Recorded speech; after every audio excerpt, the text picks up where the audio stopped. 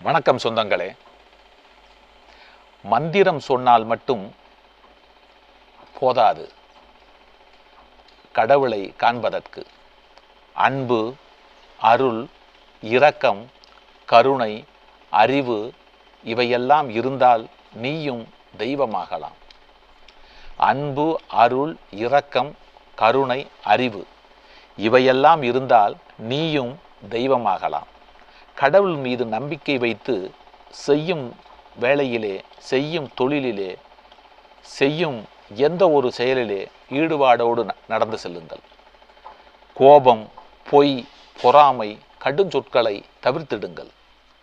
கோபம், பொய், பொறாமை, கடுமையான சொற்களை தவிர்த்திடுங்கள். நீங்கள் செய்யுகின்ற எந்த ஒரு பணியிலும் சுற்றியுள்ளவர்கள், உங்களோடு பணிபுரிபவர்கள் உங்களை போற்றும் விதமாக அமையும். கடுமையான வார்த்தைகளால் எல்லோரையும் பாதிக்கச் செய்து உங்களது பணி நிறைவடையாமல் முற்றுப்புள்ளியாகிவிடும்.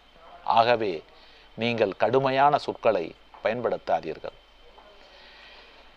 எண்ணம், சொல், செயல் இவைகள் எல்லாமே வாழ்வை வளமானதாக்கும்.